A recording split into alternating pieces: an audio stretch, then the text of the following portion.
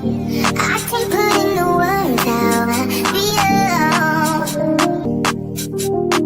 Where have you been? Nobody knows me like you do. Nobody don't love me quite like you can. Even deny it every time I try. When I look in my eyes, you know I'm lying.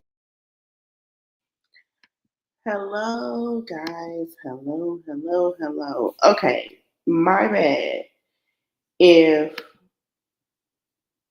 I'm a little late. Okay, a little freaking late. I should have set this up before. And I was busy. Anywho, let's get things started. We can watch a playback. If you are watching, you can watch a playback.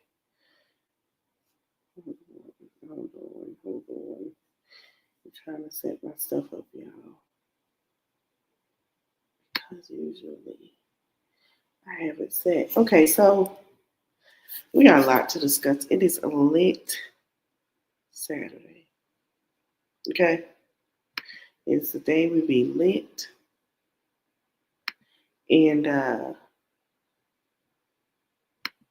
it's lit Saturday. We got a lot to discuss. Okay? So basically, it's a lot going on. I mean, well, you can say it's a lot going on. You can say it's a lot going on, okay? So, I don't even know. Where do we want to start with first? You know, I checked today, everybody is sitting here telling their truth. Everybody's telling their truth. Um, Everybody's letting their truth be known, right? Which I found it's okay. You can tell your truth. You can say what you gotta say, tell your truth. However you want to tell it.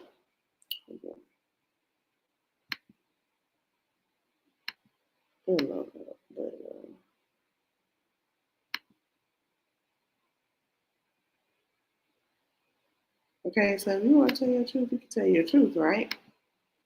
Well, we're gonna start with. We're gonna go with Keita. We're gonna make it a little lighthearted with Keita. Now, Keita Rose, you guys know, had been telling her truth about the situation between her and Mojo Jojo, aka Ace Metaphor. Now, she released some other parts that we're gonna get into, and basically,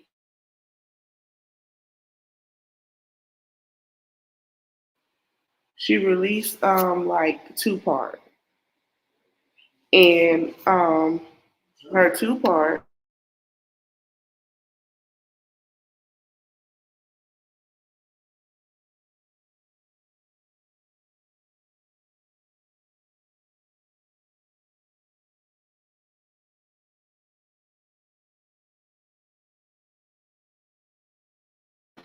My bad, y'all. She released two more videos. Let me see if I can find them. So Keita Rose.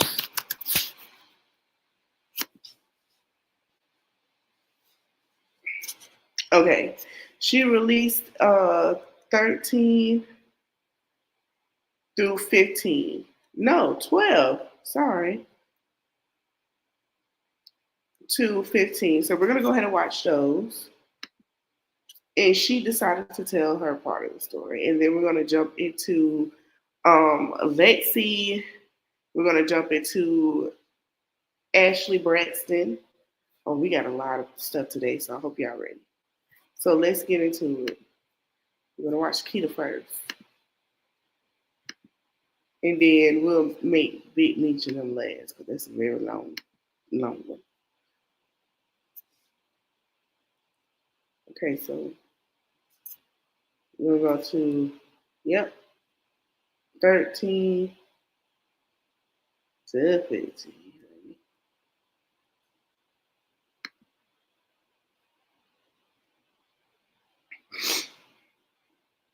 I hope y'all enjoy y'all Saturday night. Cause yes.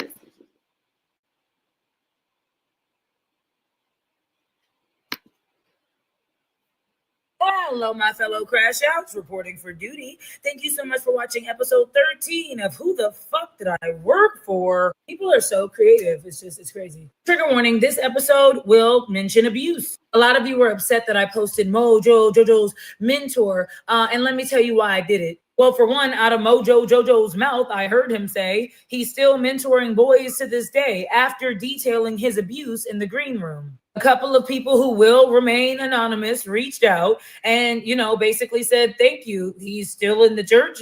The elders are going to handle him. I don't know what that means because I'm not a Jehovah's Witness, but guess what? I contacted the police. Just a couple of thank yous. Basically wanted to say thank you so much. This needed to come out. We've always had our suspicions, but nobody would ever come forward. So this really helped open the door to all this finally coming out and has even helped others come forward. Good. One of the points of this was to show people what's to be expected when you come out and call out abuse. One, people are going to talk shit. Two, no one's going to believe you. Three, a lot of people are going to want you to just stop talking about it. Yes, I'm a witness, but here's the thing. I don't want Blank's behavior to be associated with Jehovah's Witnesses. He's never been worthy of being called one. He's sick, manipulative, lying, weirdo, con man, not a man of God. We've all had our suspicions for years, but I've never actually heard one of the young boys he's groomed admit to being abused. If Anthony is saying that this happened to him, it should be believed. There have been signs for years, but he's always lied his way out of it. I applaud what you're doing, but I should warn you that he's dangerous. I'm sure a lot of you said this isn't my story to tell. So why am I telling it? Number one, there could be boys in danger, and now the proper authorities will probably handle it, I hope. Or maybe they'll fail them. I don't know. And y'all don't seem to give a fuck, so let's move on. Number two, he casually talks about it. Brunch, breakfast, dinner before we go on stage, green room, and it's just random. It's in between other normal conversations. He'll detail sexcapades with men in front of other people. I've always believed him. I've always felt bad for him. I've always tried to defend him. But after a while, the stories just kept getting wilder and wilder. And then it stopped sounding like abuse and started to sound like bragging. Before it was, this happened to me and everybody felt bad. Like, I was a child. Okay, we understood. But after the age of 18, it was, I got clothes and I got trips, and I can understand why women are okay with, certain abuse because I benefited. So was it a benefit or was it abuse or was it both? Number three, it's hard to believe that a man who rallies for women, queens don't settle and don't waste my time, would have so much anger towards women, but it might be because he wasn't protected. He was failed in every sense of the word and became the abuser. After he got married, which is apparently a really big thing in the Jehovah's Witness community, you can't have sex without, being married first. Him and his mentor apparently broke contact.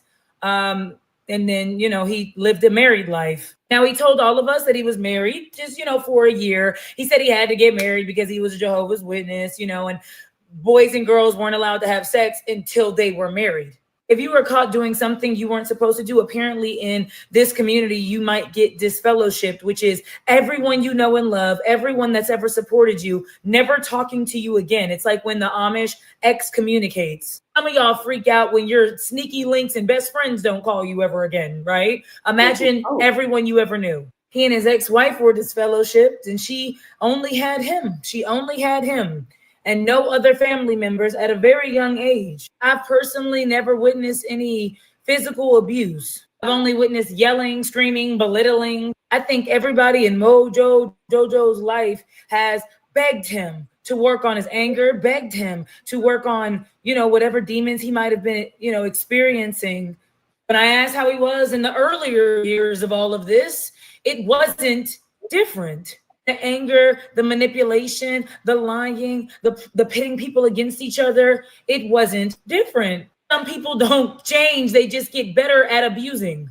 I don't know about y'all, but this made me want to deep dive into the whole Jehovah's Witness practice because I'm not saying all are wrong, but I'm saying something ain't right.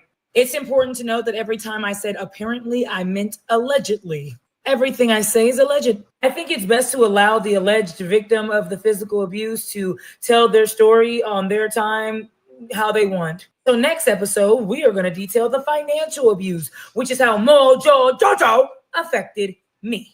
As you can see, my mental health has suffered because of all this foolishness. And for that, I have been judged. But I'd like you all to know that I'm judging you back more severely than ever. ClickUp AI Note Taker is different than all the rest. It allows you to focus on your meetings, not your notes.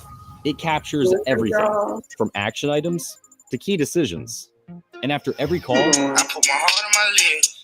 I gave it all I could give. I made it hot at the crib. I can't.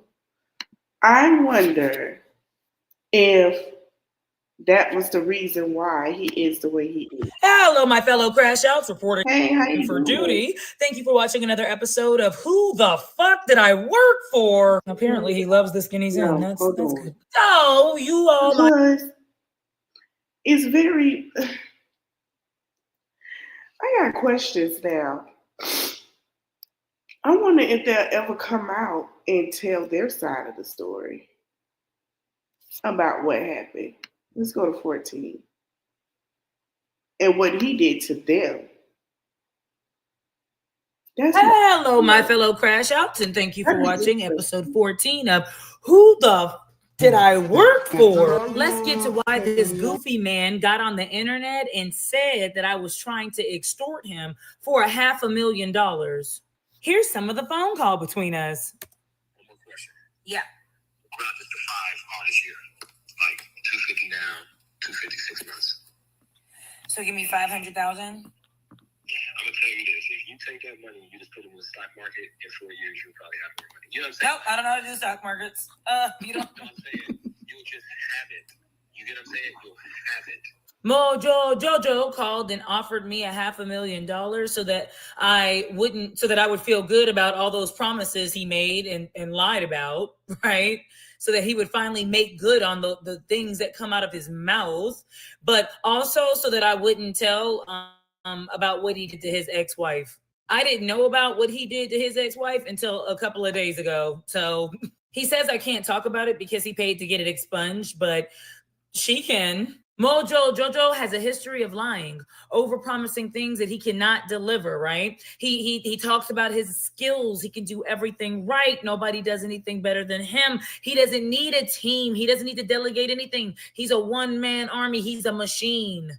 Mojo Jojo told me to buy thousands of products because we were going to sell it. And even if we didn't sell it on tour, it was okay because he has an email list with millions of subscribers. So he could sell $50,000, $60,000 worth of stuff in a click of a button like that.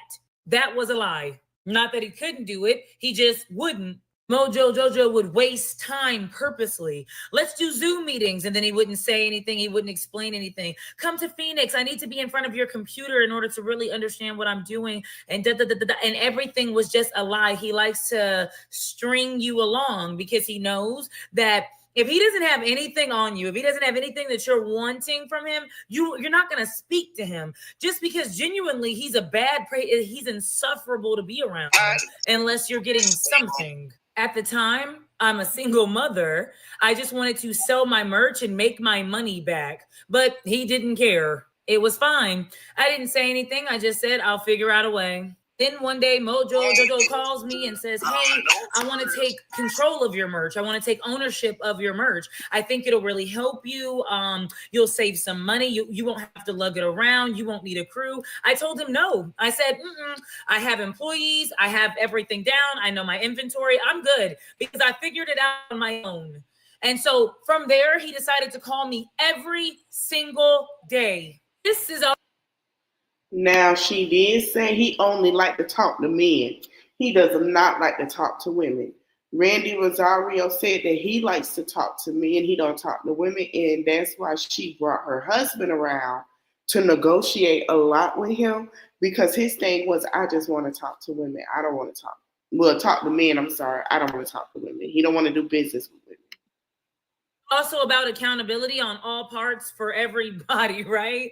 And accountability is one. Just because somebody says, you're my sister, you started this, you're so important, we really needed your followers, whatever, doesn't necessarily mean that they're going to make good on their promises. If it's not on a contract, it doesn't mean shit. I know a lot of people are like, well, duh. Well, everybody wasn't literate, financially literate and business literate coming into it, right? And that's why you look for people that you can trust, but some people you just can't trust. He called me every single day. Mind you, I was in the process of moving. I needed to make this money back. I was going through a breakup, and every day I would tell him no.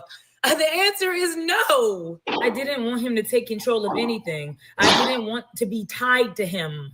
I was getting myself out of debt. But yes, there was a weak moment in my life where after days of him bothering me, I said, fine, you can have the merch. Take control of it. And that was, again, a mistake. Message number whatever. Don't let somebody make you do anything that you don't want to do. If the answer is no, on God, it's no. He had messed me over so many times, and I had been in the hole because I trusted him. I was clawing my way out of debt and raising a son, and I don't appreciate being preyed on. So I start talking to people around that has been around him for 10 plus years. Like, what is up with him? Has he always been weird, or did this just happen? And everyone that's known him for 10 plus years said the same thing. He's a liar. Don't trust him. I'd never do real business with him, even though this whole thing is business. He manipulates. He's pushy. He's going to get what he wants. Whether you knew him 10 years ago or you're just meeting him this year, everyone that has been around him says the same thing. Clock this. If everyone around a person says the same thing, it's not everyone. It's the person. Not all of us had a mentor that funded our lifestyle. I'm going to wrap this one up. Stay tuned for part 2 of the financial abuse. For anyone who had a problem with me trying to stop potential abuse of little boys, remember Mojo Jojo is a mandated reporter. He's a nurse. So he shouldn't have a problem with that. I'm going to get back to the content that makes me giggle inside soon. I just wanted to let y'all know that this whole process was about what you could learn, right? Like, I appreciate everybody that supported me, because support is real. And you don't have to steal or lie or manipulate to get it, but stay tuned for part 2. Wow. Okay, let's go to 15.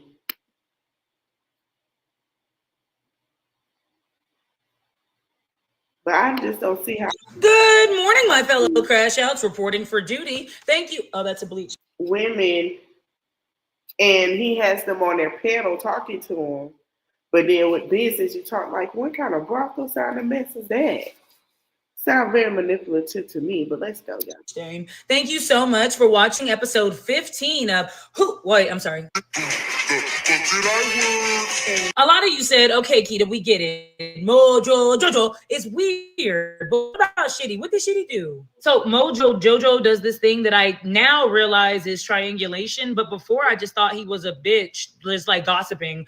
He does this thing where he tries to pit people against each other. So he'll call you and say, such and such was talking shit. He likes it when women fight. The first woman he wanted me to go up against was Randy. He would call her, tell her I said shit I didn't say. He would call me and tell me she said shit she didn't say. And so we fought and made up because we were like, what the fuck is the problem? Like, every time we're cool, I'm hearing you talking shit. And then that's when we realized, oh, okay, well, he's starting shit. Triangulation is a manipulative tactic in psychology where a third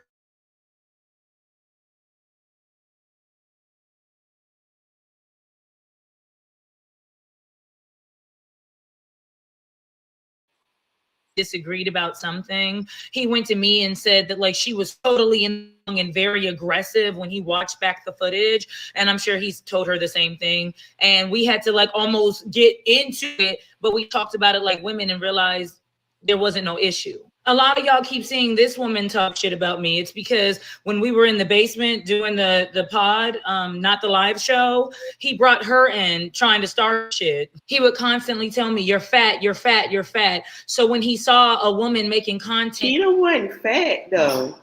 Keita was a great shape. She wasn't fat.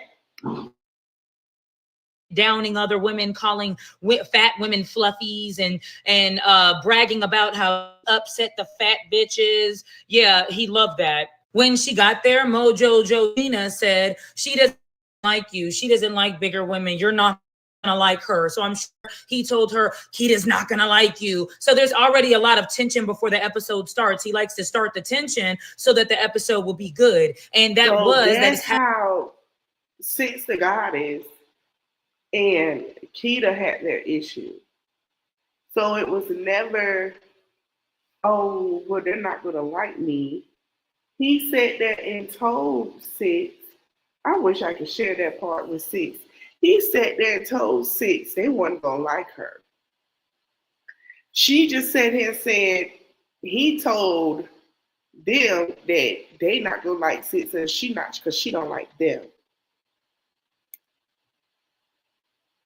Interesting. Happened to be the most watched episode on the app because me and Randolph had to handle the bitch. Why? Because she thought she was being slick in person, and then the femininity coach, she teaches women how to be feminine, started bucking up and talking like this and saying bitch back, and we was all fighting. And I thought she was feminine, but she acted like a masculine hoe that day. A lot of you guys want me to react to a lot of people say Six does have like does act boastful, allegedly. I don't know now.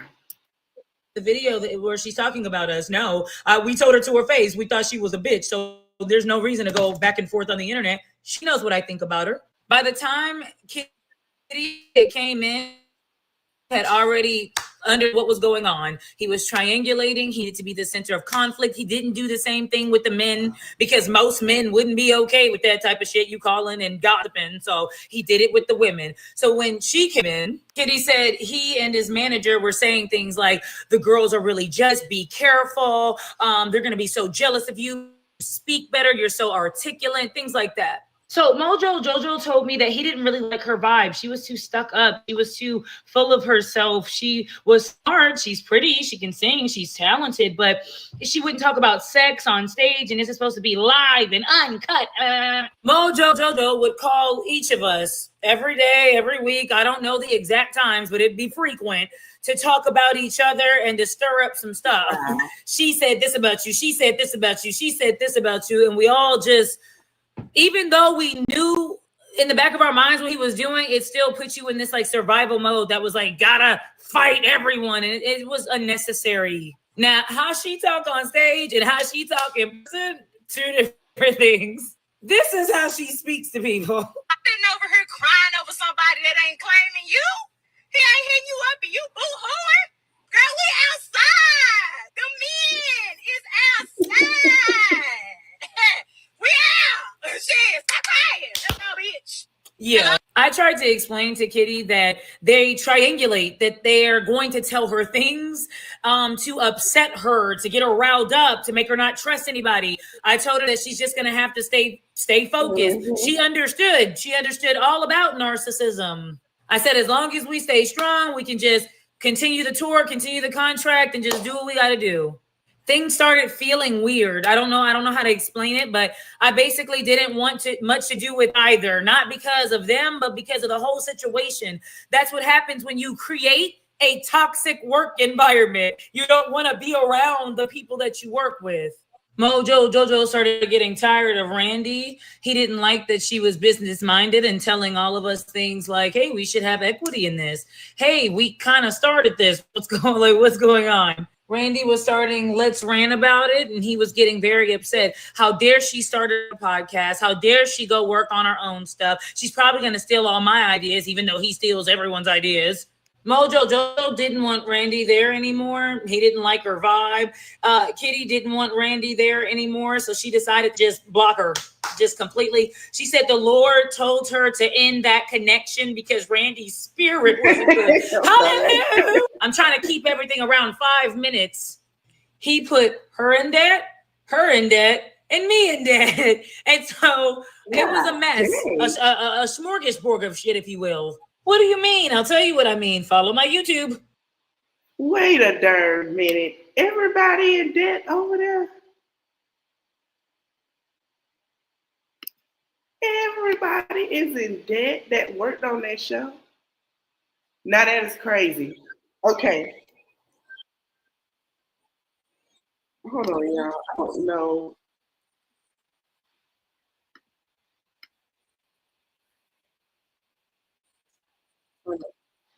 Everybody in debt.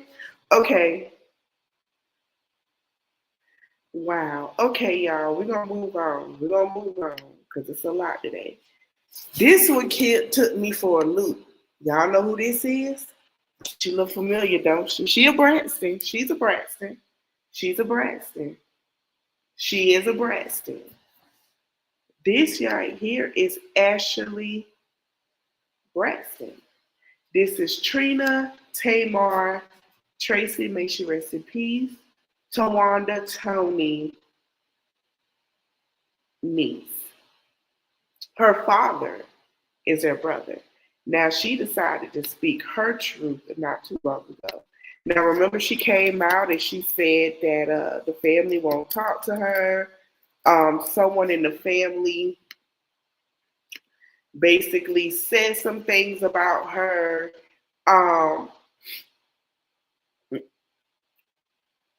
And no, someone in the family husband did something to her. She didn't say what auntie, husband.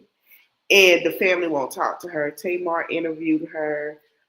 She did some interviews about how they don't really, they've grown apart for some reason. So she decided to say, to start a video. And she did some videos. She did one called Enough is Enough. She talked about child abandonment, but this is how it started. And then she called herself, did one saying she's a survivor. So we're gonna watch Enough is Enough, and then we're gonna watch the I Am a Survivor. And it's another person who y'all gonna be like, huh? Because it's coming. And when she dropped hers, we're gonna talk about it. Now I'm not sure when Keita Rose is gonna do her Dear Wifey podcast. Side note, I'm going to check. She did an interview with Dear Wifey podcast, and we're gonna do a reaction on it when it drops. Oh, thank you, Terry, for sharing. And thank you guys for coming in. So we're going to we're going to watch that. Hold on. So we're gonna watch Enough is Enough. I don't know if she give every detail, y'all. But y'all, I'm gonna read it. Copyright disclaimer under Section 107 of the Copyright Act 1976 allows is made for fair use for purpose such as criticism, comments, news reporting, teaching, scholarship, and research. Fair use is prohibited by the copyright statuses that might otherwise be infringing nonprofit educational purposes. Use tips the balance in favor of fair use. Okay. So we're going to go watch Miss Ashelee Braxton. Honey, I hope she'll go into detail, but we're going to see. So she released this 3 weeks ago. I don't know if she did the interview with her aunt, Tamar. I'm not sure, but I will see if that came out.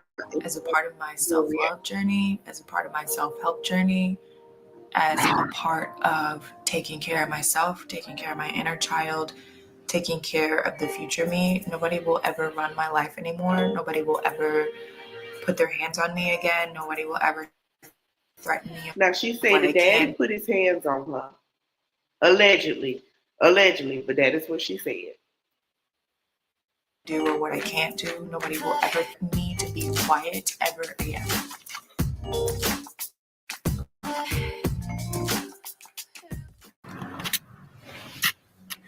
What's up, guys?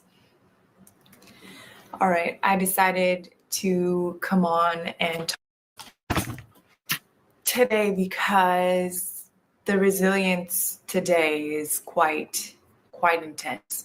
Makeup on today. You know, a lot of people have asked, like, why are you doing this?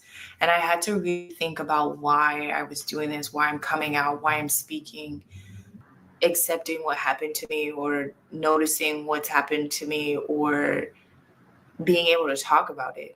It's this unspoken thing that I'm not allowed to speak about. And even now, as you can see with my father, like, I'm still not allowed to talk about it.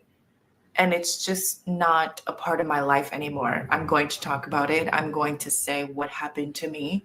It's not a lie. I don't want to hold on or carry someone else's weight that I've been carrying on my back, that I've had to go to therapy for, to learn how to release. And now I don't want it on me anymore. I don't want to continue it. It's so heavy. Everyone's load.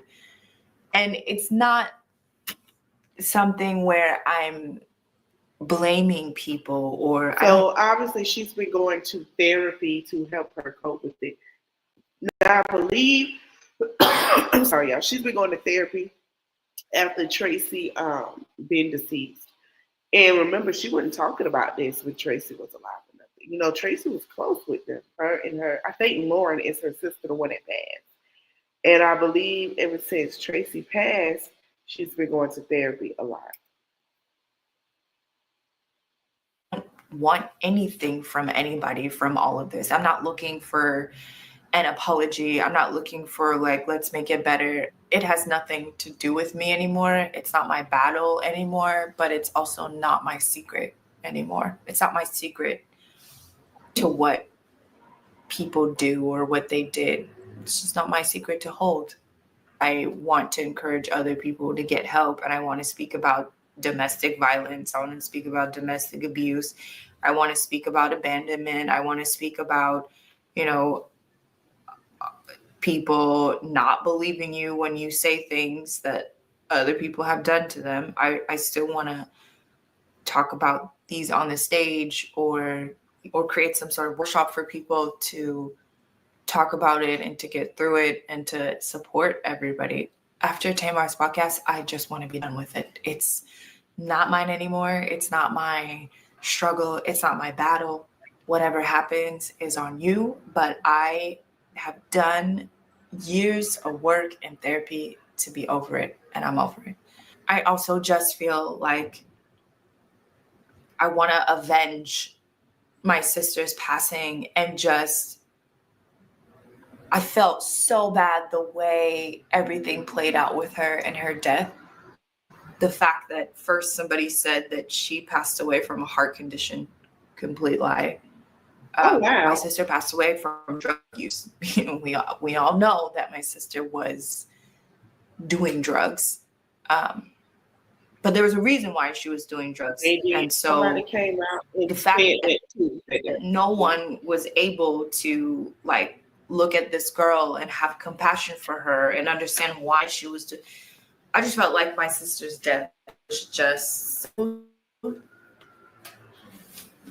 like, meh, nobody cares.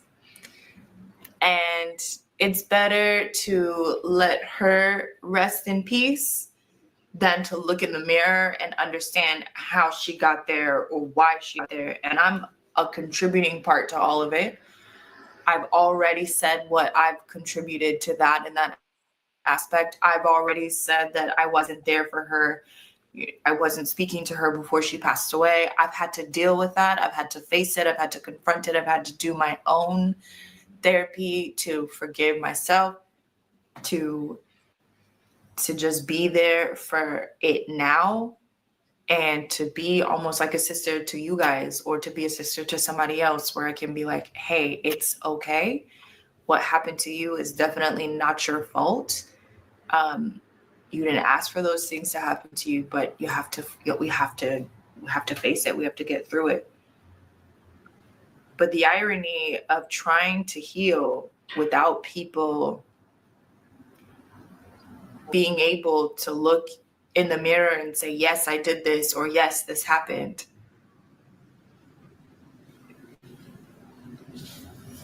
It just can't exist in my life anymore. It's too much.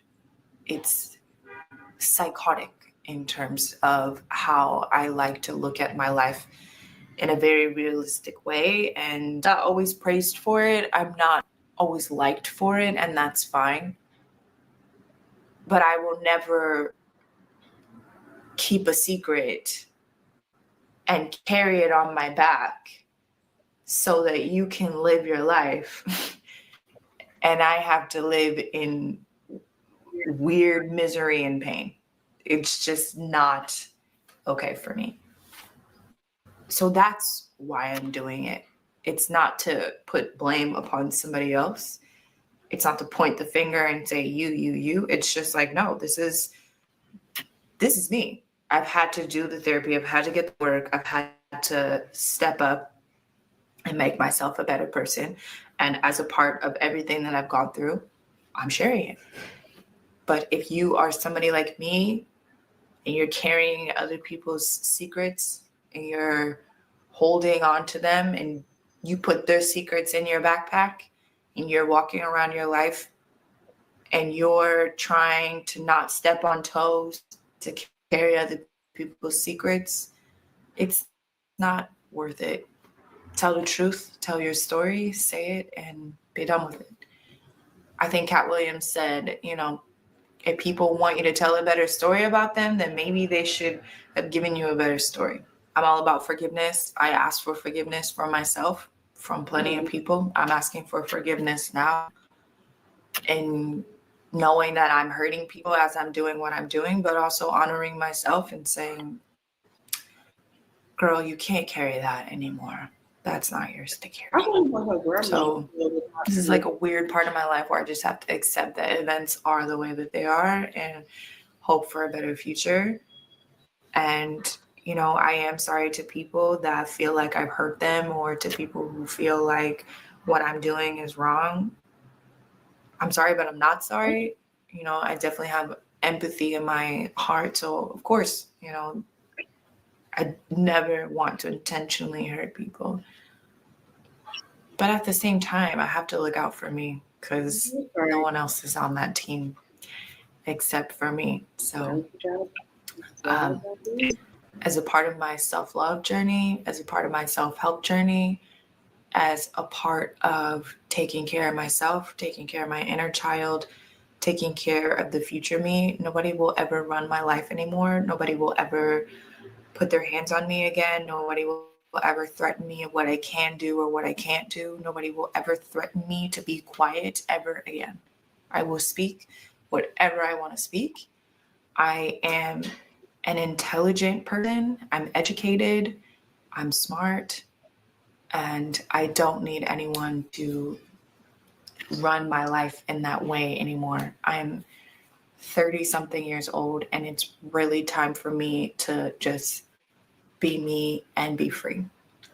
So if you are in this journey of your life, or if you've ever struggled with something like this, cut the wings and learn to be free. It's you and your life, and no one else can decide that for you. No one else can determine that for you. You may not always have the support that you're looking for, but as long as you can support yourself, you're doing really awesome. So my heart goes out to anyone who can understand what I'm talking about or what I'm going through.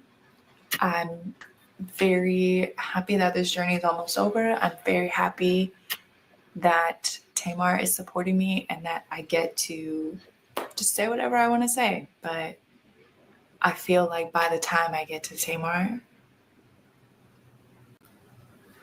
not that I won't have anything to say, but I said what I said, and I'll say it.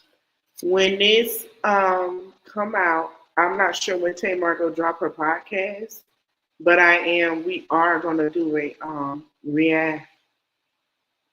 reacting on it. I think the grandma supports her, but probably at a distance. I think she's in the middle because you gotta understand, that's her son, those are her daughters, but she supports her more in certain things too, and she's being supportive, but she kind of like being pulled different ways. And I think behind the scenes, she probably is, trying to see what she can do as a grandmother to help. Because a lot of people are like, what the grandma, even I asked, what she got to say? But she probably is trying to do what she can to help. It again, time and time again. And that part feels pretty good. So I'm going to continue on my journey. I'm going to continue living my life. And I'm going to say, fuck it. And that I deserve. Okay. Oh, they're going, I'm a survivor right there. Okay, we're going to go to I Am a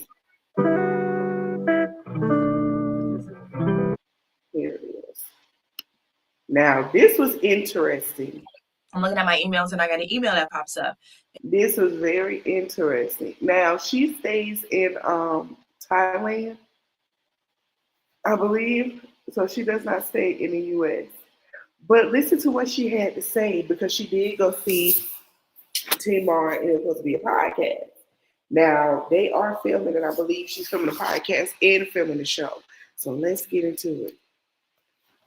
And it's a cease and desist letter from you know who, from the one who shall not be named, to Lord Voldemort. And I was like, and immediately I was back to that little kid again. I also had to kind of like take over the wheel and be like, this is my space, this is my place, this is my platform, this is my story, this is what I want to talk about. This is what happened to me. This is not me trying to convince you that this is what happened to me. No, it happened to me. There's enough proof, there's enough evidence of all the things that I'm saying, and whatever you feel like you want to do with it, that's on you. You know what I mean? I'm not asking for somebody to come in and save me anymore. I am saved. I saved myself, really, actually, is what I did. I saved myself. And I'm not asking anything from anybody. I'm good. That's kind of where I'm at in a nutshell. I'm good.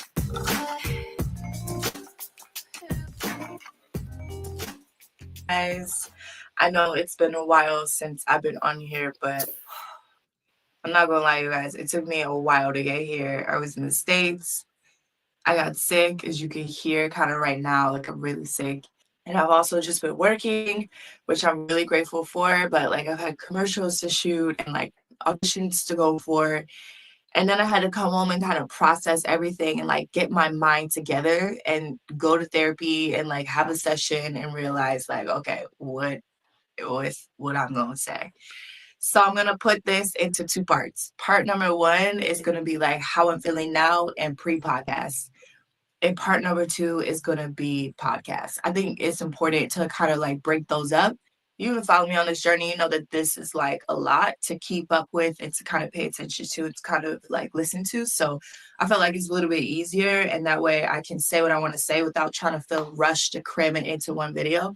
And also I realized on this trip that I'm talking to like a few groups of people, but I realized that the group that I want to be talking to are the survivors, you know? And so part one, part two, here you go.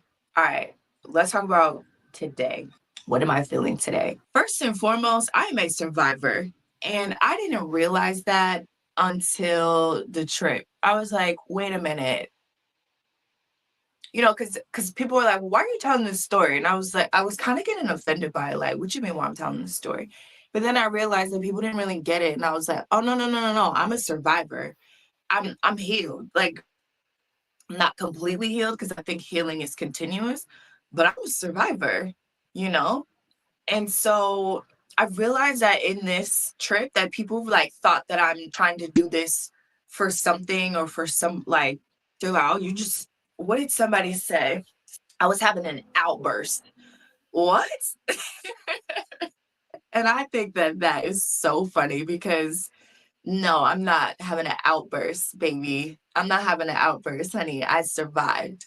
So first and foremost, I'm a survivor. So claps to me, okay? Number two, like the inner me is so, the inner child of me is so happy because for the longest time, she's been trying to reach out to people to be like, I need help. You know, I'm living in chaos. I need help. And so from the church, from school, from friends' parents, from family, like I have been asking for help. And like the inner me has been like, hello. It's really interesting too, because it's like people never believed me. And even now, because it's like, girl, your last name is this. What I'm speaking about, you wouldn't ever expect, I guess, maybe. So for a lot of people, it's kind of like shocking. But then also I think people don't know how to handle it. It's like, okay, sorry, or like, what are you looking for from all of this? And the greatest part about it now, though, is like, I'm not looking for anything. I just survived and I'm just telling my story so that the other survivors can hear it and know that, like, you guys did a great job. And also, if you're going through it, like. Now, she didn't go much into detail yet, about what happened and what was done to her by a family member of some sort. Everybody knew what husband she was talking about because he is no longer here. And I was like, huh? But I'm gonna try to get more detail and do a separate video on all the details because, from what I understand, I don't know if it's true. I don't know, but yeah, it caused a rift into her relationship with the other aunts. And Tamar's the only one talking to her. You have to come out on top, and you will come out on top. I didn't have this growing up. Allegedly. I didn't have somebody that I had books, but I didn't have somebody that I could look up to, or that I could go on the internet and hear somebody tell their story and be like, dang, that's me. I'm a survivor. So that's my MO. I'm also feeling better too, because it's like, I think the comments and the scrutiny of all of it kind of got to me a little bit as well. And I just felt a little bit judged. And I was playing this role of like, I have to tell my story so that people believe me. And it's like, I had somebody say to me this trip that was like, girl, you are not here to tell your story to be believed. You are a survivor, period. And you're talking to a certain group of people. And I was like, okay, yeah, I feel that. I definitely feel better about that, because it felt very much like I had to have a list of all the things that happened. And I was like, okay, so this happened. What do you know what I mean? I'm trying to convince people to believe me, but I don't need to do that. Sorry. So right now I'm feeling very good. I'm still a little bit, like I said, I'm a little bit sick, but at the same time, I'll take it. I just got a whole bunch of vitamins as well. And so I'm feeling like a refreshness of me. It's like a second part of my life has begun, and I'll never be the same. That's also something that's really cool as well. Is like, I'll never be the same person again. The person who I was before I told this story is not the person who I am after I told this story. And I think that that's pretty cool too. So if you're a survivor of abuse, make some noise in the comments, and not as a space and place for other people to look at it, like just for you and for me and for us to have this relationship and this conversation, and just this thing where it's like, yeah, we're survivors and we did it. And it's so cool that I'm building this community of people who actually get me and understand me, because that's such a big part of me and a big part of my life that I've just excluded and realized that it is a part of me. So I can't build a community without addressing those things. Like, this is my tribe and I'm happy. And me and my tribe we're good. You know what I mean? So I'm happy. It's also, I feel like everything was just getting out of hand in terms of like where the narrative was going and all this. It just felt like everybody was taking a piece and was like, it's about me. It's about, like, wait a minute, it's not about you. It's not about you. It's not about you. Like, this is my story, you know?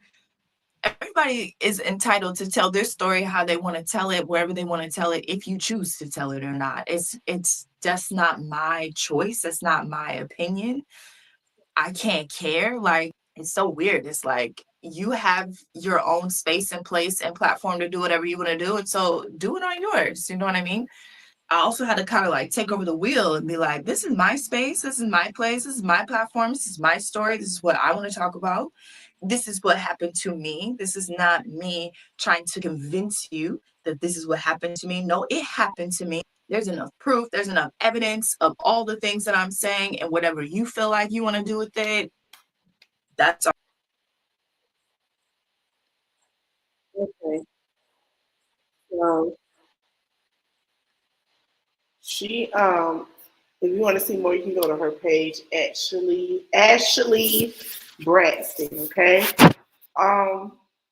It's very sad because I know the dynamic of them, and they're trying to work to become back sisters, and they have things going on, and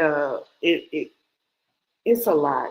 It's a lot with the Braxtons. I'm not sure if it's going to play out. I think she did mention, and when she did it, when she was like, she didn't even know they were filming the second season, and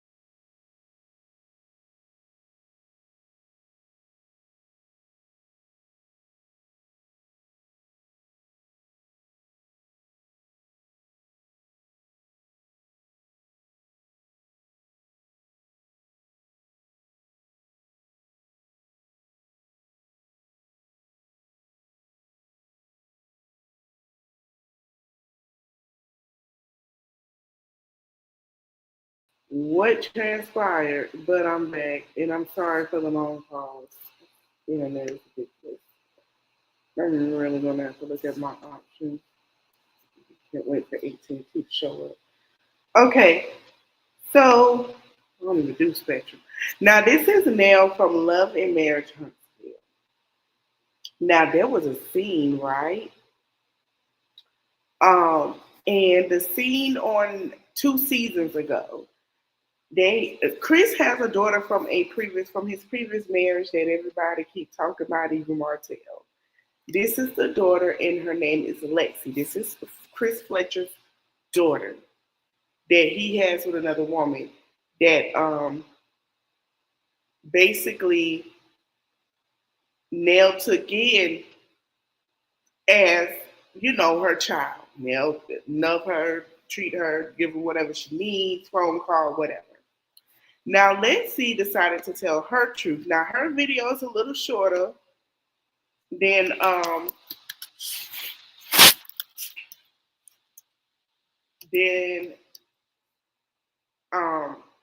and she did an interview. So if you guys want to do a reaction on that, we sure can. Let me see. She did a shorter version.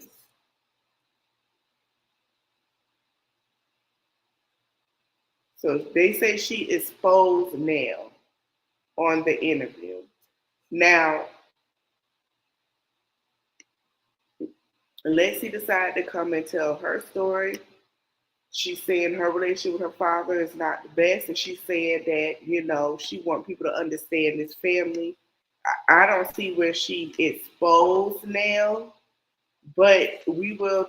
If here's the thing, I'm gonna put it to you like this: if I can't find Dear Wifey future podcast with Keita, I will do a reaction on this tomorrow.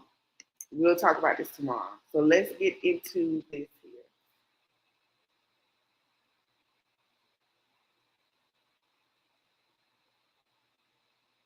If a man really hated ads, here's what he would do. Day one, he would install Pi on his computer without spending a dime because it's 100%. Hello. Now, hold on, y'all know the drill. Right? Let me go here.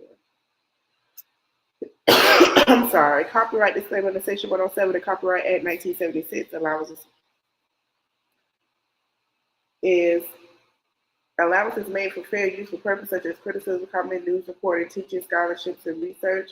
Fair use prohibited by the copyright sentences that may otherwise be infringing non-profit, educational, personal use, tips and balance in the favor of fair use, honey. All right, let's see what she had to say. Shout out to this creator called Lala Sean 007. Hello, guys. This is Shar. Welcome back to the channel. Thank you so much for returning. Now, look, this is about Lexi McCullum. I believe that's how you pronounce last name. Y'all, she has officially started her YouTube channel. Congratulations to you, Lexi. She is already monetized, if I remember correctly. I think she already had like over 1,000 subscribers. So congratulations to you. Tonight was just like her intro of her reintroducing herself and basically giving a short overview of her story of who, what, and why. She started off with a clip from Love and Marriage Huntsville when they were all at the dinner table, and she ended up storming out. The sisters and the brothers going back and forth. She also had Nell. It also reminded me that her daddy didn't say a damn thing at the table to her, which explains ended up saying toward the end of her intro. But yeah, she obviously is going to be telling her story, her journey with her family and her dad. I guess she's broken it out into 7 sections, and she's going. Hold on, y'all. Here we go, right here. No, come on. So it is going to be 7 sections. I don't know when she's dropping this. I saw this.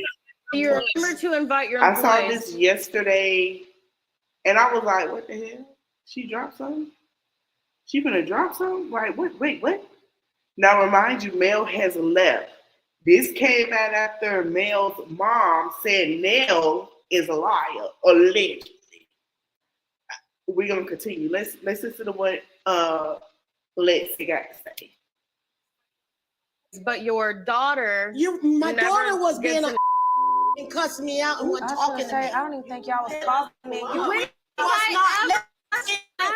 Let you cuss me out more than once. You guys were barely at my wedding.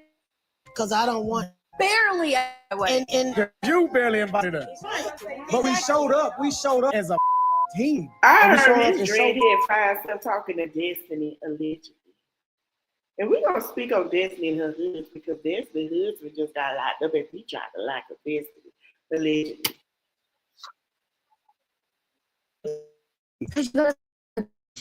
We were in the damn invite list because we were not talking. Because you always Not apologize for it. I ain't never blocked Kayla. I've You don't have to call me. We don't don't have you? I don't have a relationship with Do I call you, or you. I used to reach out to you and stuff, and then when your wedding came around, you just did not invite me. If you guys are gonna lie, I will. You know what? Don't just Chris ain't gonna stop us. He ain't gonna say, let's call. He just sitting there.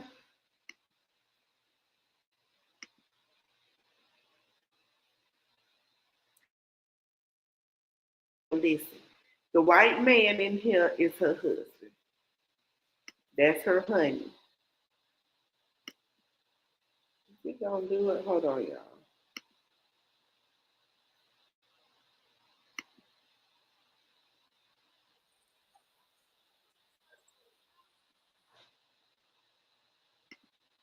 Okay, so that was her honey. Hold on, I'm gonna go back to it because StreamYard acting a little crazy. Hold on.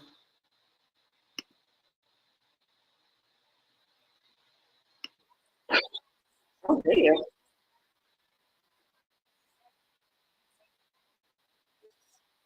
Bitch.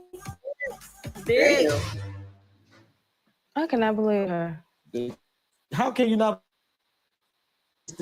All the time. This is why I told Every your ass time. don't. This is why I told your ass don't prank her. Hello, everyone. Welcome to my channel. Thank you so much for subscribing. Thank you so much for the support and the encouragement. You don't know how much it means to me because this was not on my bingo card, guys. But you guys are all very curious why I chose to do this and why I'm doing it. It's been a couple years since a very sad moment. It was not my best moment, still a moment, but not my best moment happened on a reality TV show. It was very public. It was very embarrassing. It was very hurtful. I want to talk about it. I cannot tell you how much better my life is now that I took the time to work through my bitterness and my anger and get to a place of just freedom and love for myself. The fact that I am not angry and bitter because I was, oh God, I was so bitter. I was so angry, and not for the reasons that anyone thinks. Like, I do want to say, it was not about a car. It's never been about a car. It's never been about anything materialistic. I'm not a materialistic person. I don't own one designer bag. I don't own any designer clothes. Like, my goal in life is to have a farm and live off the land and raise kids. And like, I'm very different from the family that kind of put me in this position to tell this story. But because I've gained such peace, there is somebody out there that will hear this story and it will resonate with them. And if you can hear my story and then look at a relationship that you have in your life with an estranged family member or a friend and think, damn, this really does not serve me. And it's never served me. And cut that off like the cancer that it is and do some therapy, do some self-reflection, some introspection, and get to a place of peace. I will be breaking down the story in about 7 parts. I will be starting with my stepmother, and I saw the comments or a few comments like, why not start with your biological father, blah, blah, blah. Honestly, because she was more of a parent to me than he ever was. Oh.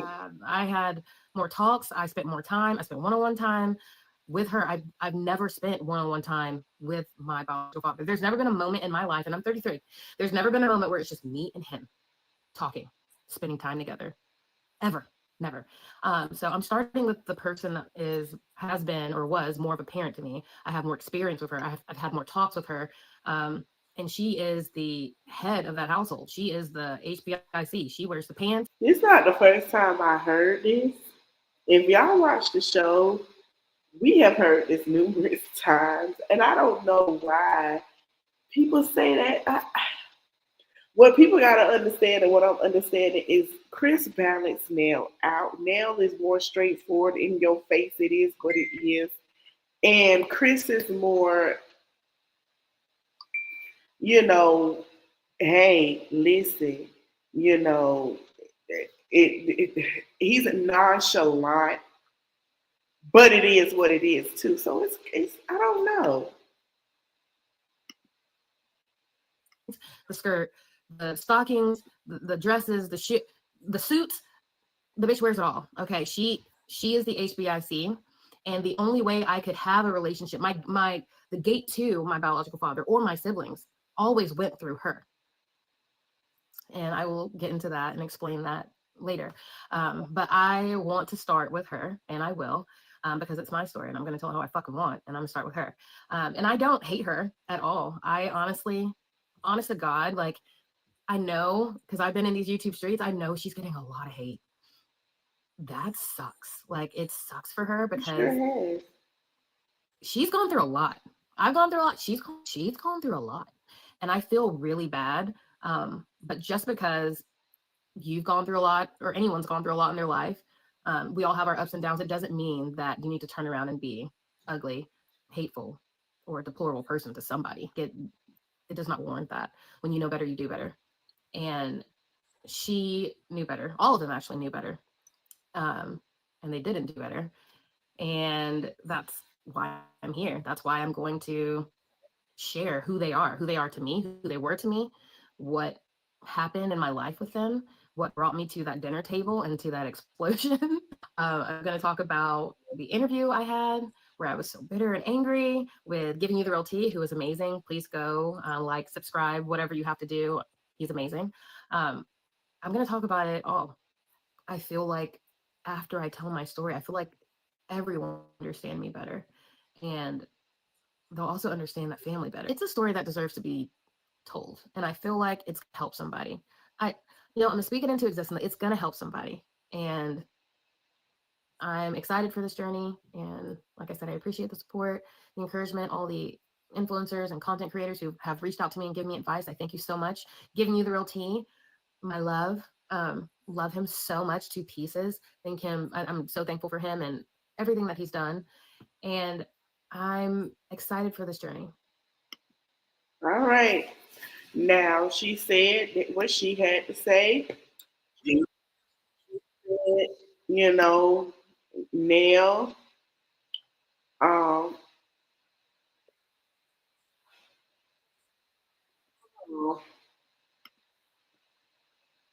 don't want to see that. I don't even watch tonight's podcast like that. Nell said what she, about Nell and how that go, right? Okay. Now, before we get into two other people, I want to get into this because I'm about sick of this whole thing. Erica is promoting her shitty ass show, which she brought Bambi on. Now, Bambi, as you guys know, and Sierra are back now friends. Sierra and Erica will no longer be friends because from what Sierra said, Erica has spoke so nasty. It said a lot of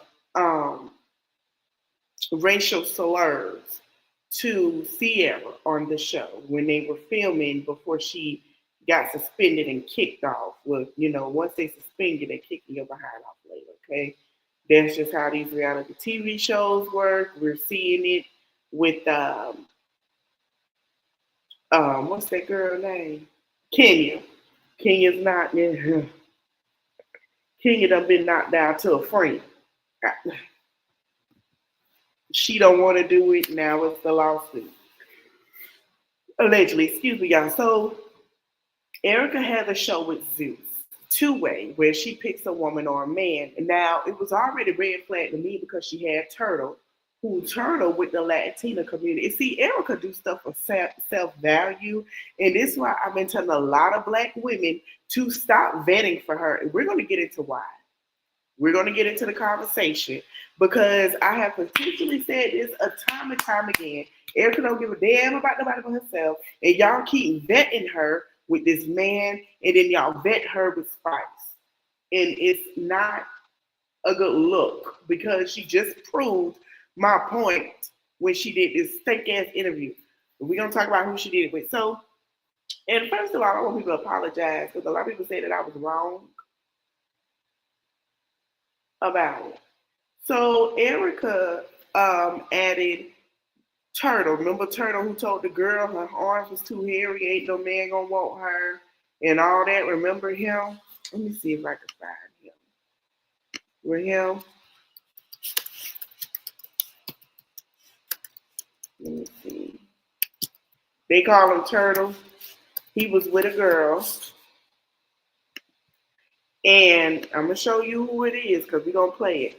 He was with a young lady when she saw her ex. Aaron, the plumber. This is Aaron. Let me just share it. I ain't going to play it, but this is Aaron. Aaron was with Aaron right here. This is Aaron. Aaron was with a Latino girl. He stalked her. She did interviews. He has a child. The baby mother don't want him to see because he has anger issues. He tore up the girl house, all of this and that. And the whole Latino community made sure that his plumbing, they messed up his plumbing business and all this and that. Well, he decided to go to Zeus to be on Erica's show. Erica don't care about nobody but herself because as she likes to say, she's Latina in the Latina community and therefore, right? Well, Safari's been dealing with Amari on and off. They had a little fling, whatever the case may be. He asked to marry her. All this and that. He was still cheating, and that was done with. She never had any actual contact with Safari. Well, let's get to it. Erica decides to go on Miami podcast. What I like about Miami podcast is that they're not disrespectful to women. They have great conversations and they don't talk about things to down women or downplay women. So the conversations are mostly about, if they're influencers, what they have going on, what to look out for, things of that nature, right? They're actual interviewers. And they also don't like, what's their name? So, let's see. I can find it because I said, excuse me. Now, she has some things to say about Amara La Negra. And I was like, what? And she said that Amara played victim. And I guess she wanted to say this because I specifically said, hey, this is not your fight. It's really not. You don't consider yourself a Black Latina. And I have educated people on that. You consider yourself to be Latina. So she took Flo's side because she has an issue with Amara. And I specifically told y'all Black women to stop vetting for this wannabe Black woman because she does not give a damn about you. Black men too. She just want to sleep with a Black man.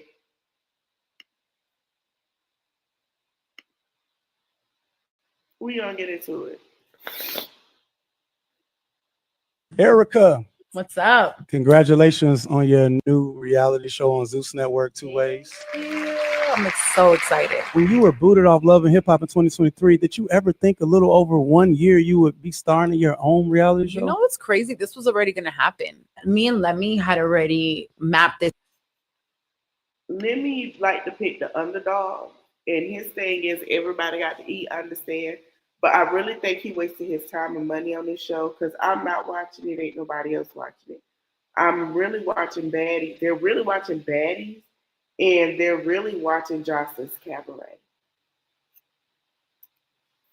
This out right after my divorce. I was just contractually bound to Love and Hip Hop. And it's so different from filming Love and Hip Hop. Yeah. The filming experience with Zeus and VH1 is completely different. What's the difference? It's not staged at all. Like the way they did me, and then now what they're doing now, they're allowing other casts to say whatever they want. That's worse than what I said. The way they just out of nowhere wanted to now label me, or what they wanted to label me because someone went low and I decided to go to hell. Based off of my kid, that is it sucks. But Erica, she talked about her parenting, and I don't understand what people don't understand because I'm going to keep it real with you. Erica parenting is not the best. We have seen it. Let me tell you something. The only time I told y'all, I said before she got with Bow Wow Safari, I used to see her take this boy on trips, spend time with him because she gave him to his grandmother. She spent a whole 2-3 years. When she get around a man, that boy don't want to be around her. He content, man, that little boy go on about his business. He don't want nothing to do with her and that man because he know how his mama is. So her parenting, when it comes to a man, sucks. And I see why.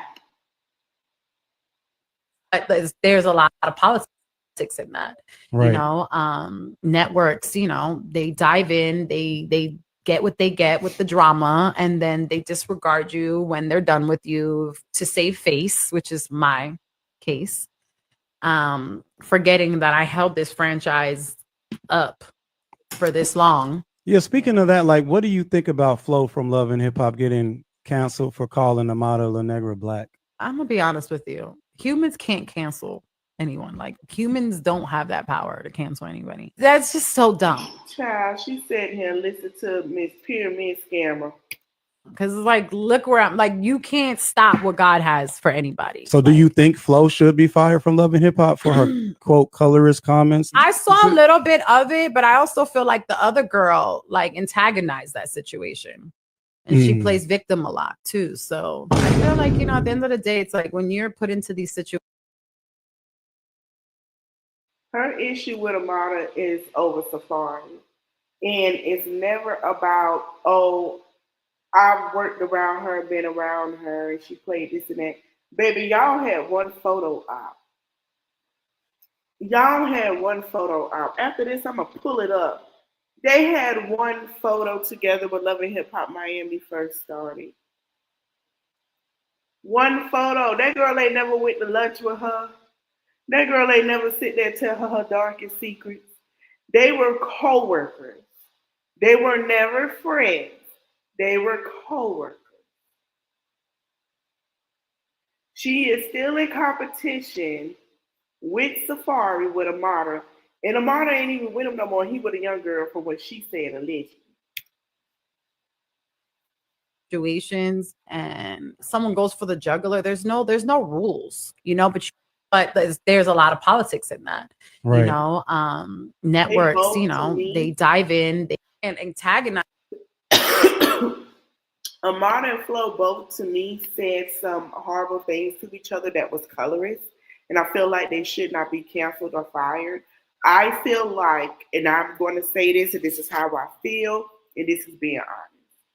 The Black community has a problem with colorist issues with each other. And we like to sit here and act like we don't. And we like to sit here and act like, oh, this person, that person. No, we have it when it comes to women and men.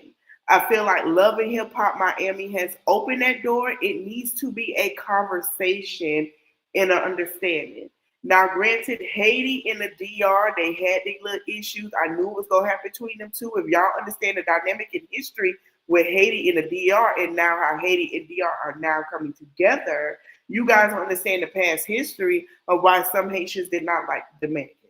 But they have came together in a sense because of a lot of things that's going on. This is why I need y'all to research, and this is why I need y'all to do y'all diligence to check out history, because we have Afro-Latina history as of Blacks. We are the only race that come with different heritage, meaning African, Latina, Afro-Latina, Asian is come to find out. We're not learning Mexicans have been immigrated to, not all Mexicans, some Mexicans are Black. They have a Black bloodline because slaves were immigrated to Mexico as well as Haiti, because Haiti was elected.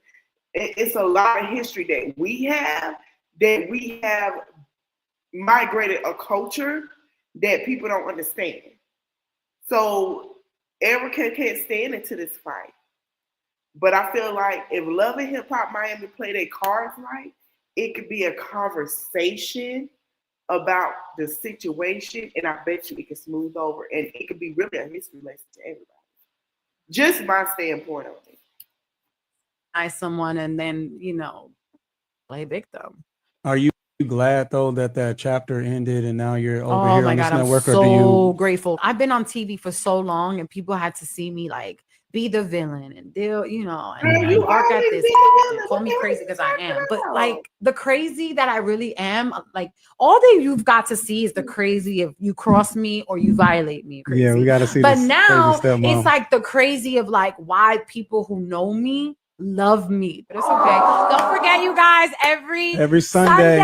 even if you hate me right now, you're gonna watch it and you're gonna love it. And I promise the whole narrative, or let's just say like this, you're gonna have a You know, the question to me was, do you feel like I ain't watching that fucking shit.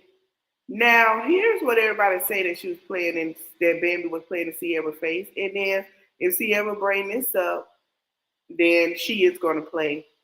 But yes. If y'all not hearing from me, I'm telling you right now, you fucking go. I can't have this. 7 is here just to fuck Erica on OnlyFans and leave her. Elijah don't need to be here. Who the fuck is Elijah? Exactly. What's up, buddy? Hey, Queen. Hey, Be man, you better yourself. watch how you talking to me, man. For real. You a man, right? Did you care about that when you were trying to kiss me? I just didn't appreciate you playing with my sexuality. So I got to stand on business. But at the end of the day, this is a competition. Turtle. Hold on, Turtle.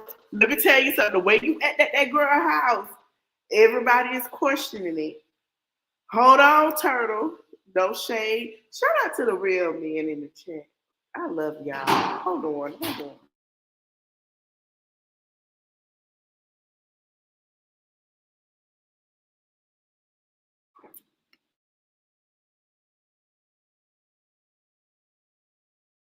Now, Turtle, some of the things you done did and that outraged even men said that agreed and said you did too damn much to that girl and could have just left and went on your business instead of trashing her damn house. It shows a lot about your character and the way you hate women because you want to control women. Turtle, we're not gonna sit here and play that. Mr. Turtle, you, no shade. I feel like Mr. Turtle could play for the. I'm just saying, that's just me, okay? But let's continue.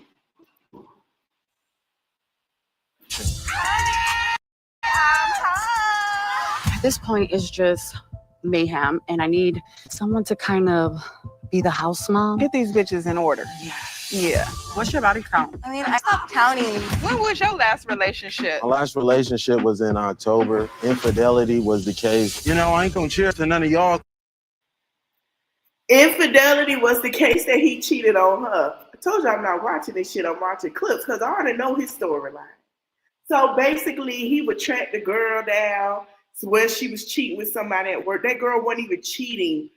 One girl he was with, he kicked the girl out. He took the girl's car and had her phone in the car.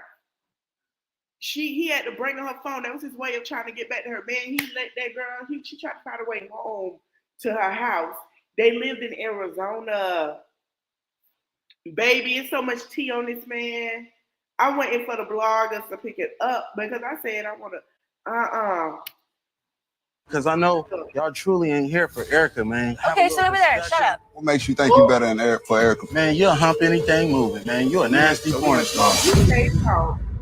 You can't talk. You can't talk, Turtle. Child. I ain't watching it. I don't care how good Zeus make it look. I watch clips here and there, but I'm not supporting her. The reason why I'm not supporting her is because she don't like black women. She only like black women for support. Erica, and I know she'll sit here and go, I don't like black women when I have kids with a black man. Erica, you the typical woman that'll have kids with a black man and sit there and don't like black women. We saw that when you got with a black woman. When you started messing with a black woman. We saw it. You do not like black women. We benefit you on your ratings.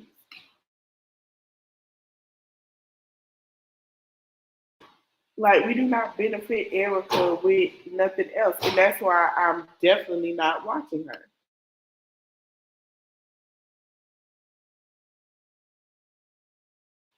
I will not watch her and I will not support her. I used to like Erica because I liked it, not just the craziness, but the rawness.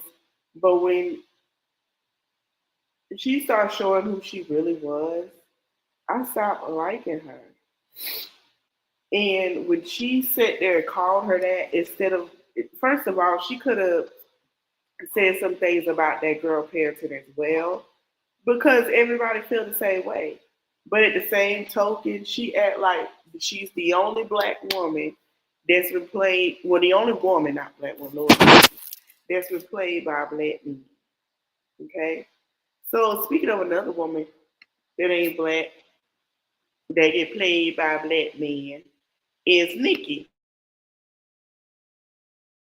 So Miss Nikki Baby was all love and toe with G-Lo. Okay, G-Lo played for the Charlotte Hornets, you know. They were great. G-Lo and her, they were together. I was like, okay, Nikki, you got you a man and all this and that. And I'm gonna tell y'all a comment that I had to sit and knock down in a minute. Well, G-Lo and Nikki had 2 kids.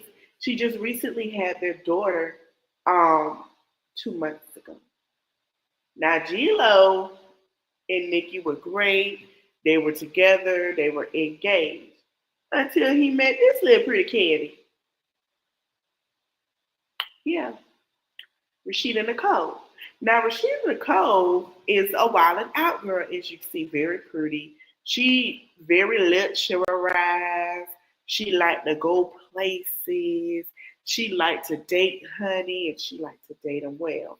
Now, a lot of people are mad at Rashida Nicole because Rashida Nicole is screwing Gina.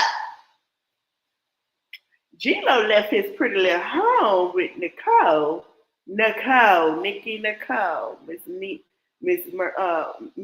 Baby, to go be with Rashida Nicole. Now, everybody want to say any female say Rashida is messy, and I disagree. Now, Rashida Nicole said, or Miss Nikki been using the N-word and she ain't black. So let's get into this ultimate tea, y'all. Because I say what now? Let's go where it all started. So I woke up today. Well, I've been up since this morning. I ain't gonna lie to you. And I was getting all my things together, check it out. I said, what we gonna talk about today? What we're going to discuss. Oh, Burna Boy and Chloe kissing. All right. I love that for Chloe. Get that bag. Just be careful, but get that bag. See, like I heard Burna Boy like to spin. And side note, Burna Boy is Nigerian. I wouldn't mind a little Nigerian in my life. They like to spin. And they're very flamboyant with their money.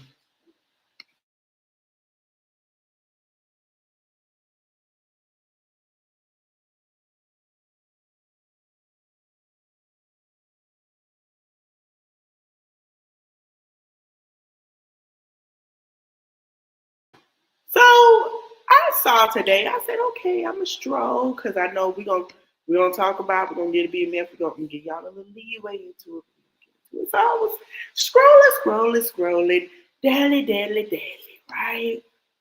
And I'm like, okay. And I get a little clip on my timeline. I said, what the hell is this? They were together for 2 years. What the hell? He younger than her. I guess she thought a younger man did better. Nikki claims her baby daddy, Leangelo Baller, allegedly got another woman pregnant and is leaving her to start a new family. He decided to walk out on his kids. I hope it was worth losing his family. Now, Rashida ain't pregnant. But listen to me. I see everyone that's sending me a G-Lo cheating on me. I want to clear this up and speak my truth. I'm just as surprised as you are. We spent 3.5 years together. Last week, he decided to walk out on his kids and I and tell me he got someone else pregnant. Rashida ain't pregnant. Ladies, let me tell you something before we continue. If a man sit here and say he got somebody pregnant and that girl ain't pregnant, that means he trying to get away from you. I don't know what it is, what he trying to get away from you for, but he trying to get away from you. One, to be with somebody else, or two, he's sick of you. I'm just saying, because when a man put that, he want to see how far he can go to get your ass out. Okay? I'm just going to tell you the truth. Okay? Tell me he got someone else pregnant allegedly and is now creating a new life with her. We would just have happy and planning family photos. I'm beyond blindsided by this whole thing. The ultimate betrayal is not even a word. My daughter is not even 2 months old. She's not 2 months old yet. And dealing with this in postpartum is very hard. Please pray for me in my healing because I will get through this. I have to be strong for my kids, but I have absolutely no words. Karma is real and God don't like ugly. I hope it was worth losing. So everybody said he wanted to start a rap career and all this and that, right? So she said the same way you get them is how you lose them. Think you winning by getting pregnant with a man who has a newborn is crazy work. Somebody say, girl, he is a child. He is a child. He's younger than her. He's a damn child. Also, in terms of Dale, in terms of the age, to clarify, the girl he left his family for is older than me. Now, Rashida had something to say. Rashida said, hold on.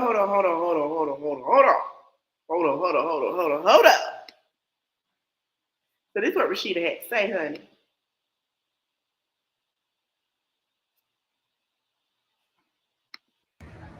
People move on, things change.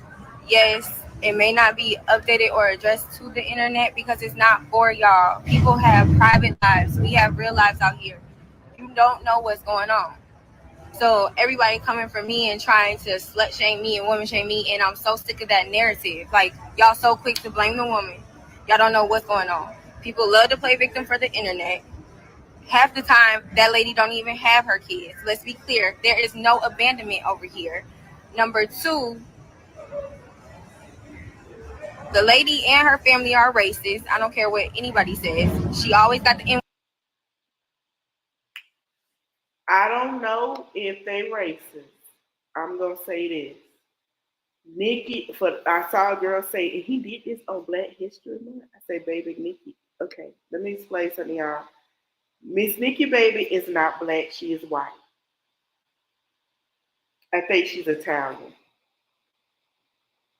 But she does talk like she's black.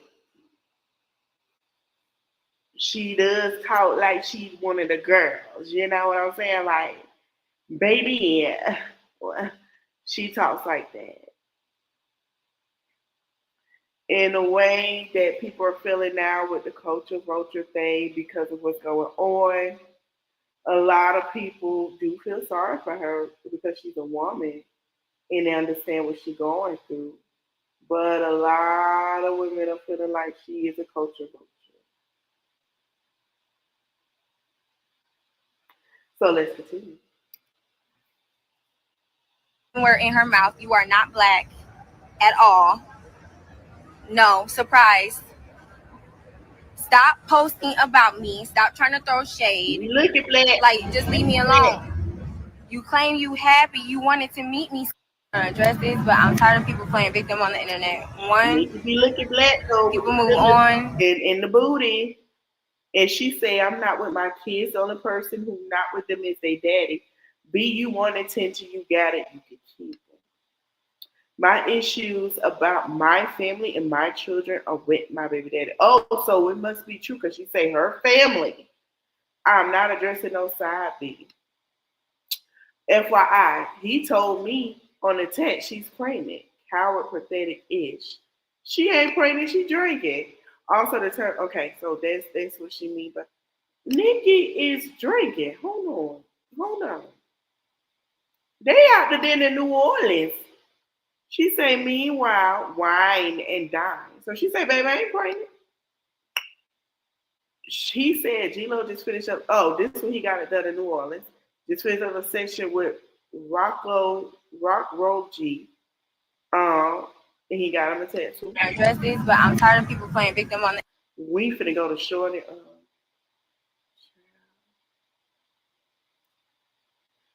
Hold on, side note. Chloe, be careful, baby. He put Steph London in the whole chokehold. I know them Birkins is adding up with them shoes. Um, no shade. Then he posted this. Or did she post this? She posted on his phone. Let's go to she posted that man. Let me see, honey. Let me see. Oh, come on. Let me see if I can find her Instagram. Hold on, y'all. Hold on. Hold on.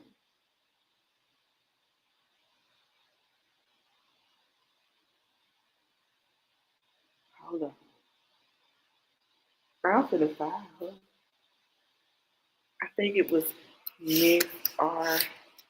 Nicole or something like that. Let me see. Oh, that wasn't it. Hold on, y'all. I'm finna find show. I just seen her page.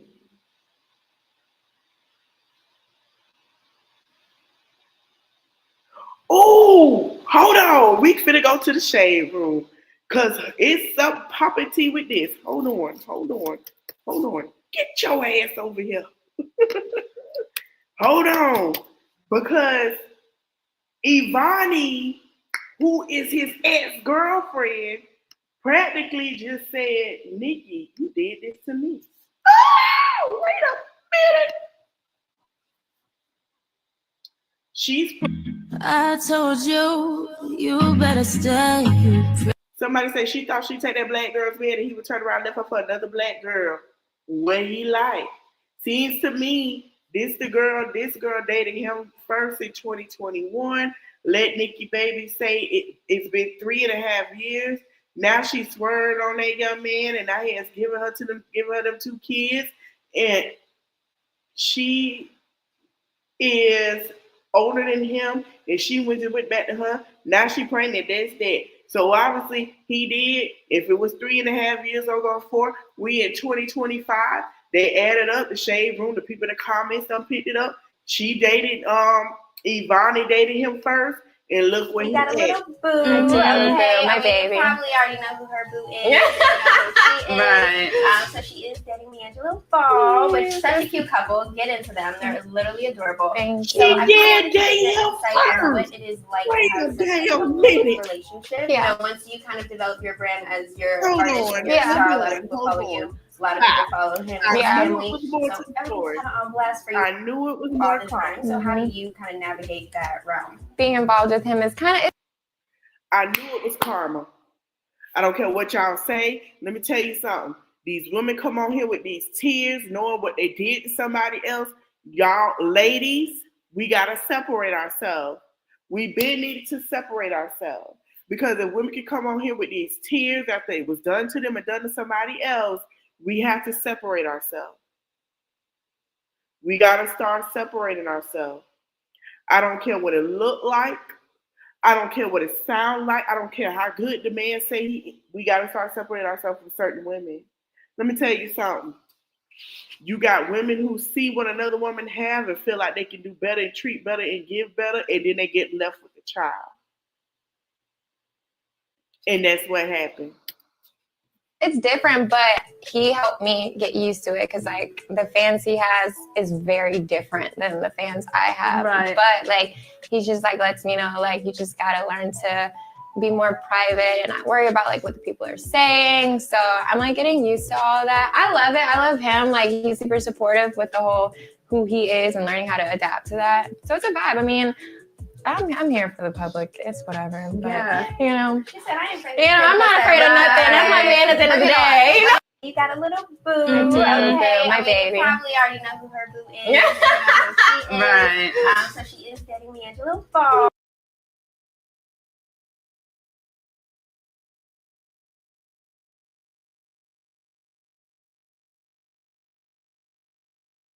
So he moved out a week ago. Mm-mm-mm.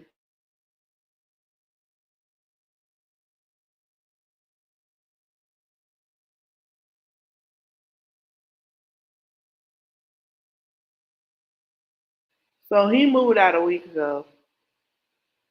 Um, and this is typical what happens. Ladies, I don't care what he tell you, be careful. I don't care how good he make it look. I was trying to find old girl page, see if she added some more stuff. But we're going to get into this. So let me see. So she took to her IG and she said, I have receipts. You better lay low. This is not what you want. That's what Rashida Nicole said. So let me go to her page.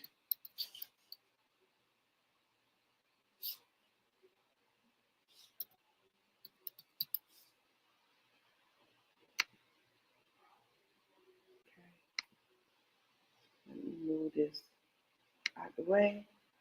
We're gonna go to her story. This is too much. It makes sense. And I'm like, hold on. Wait a minute. This is her in New Orleans. They in New Orleans at the Super Bowl.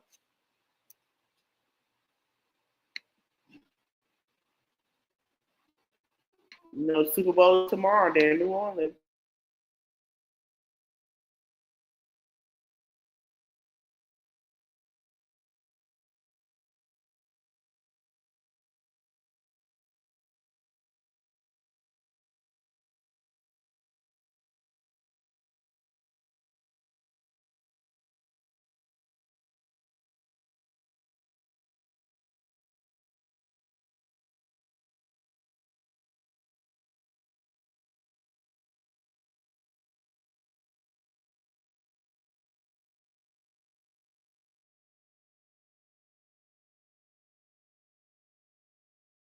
I don't know why my mic was muted, but okay, y'all, that's practically what it is. All right, now we're gonna go on to the meat and potatoes, chat. Um,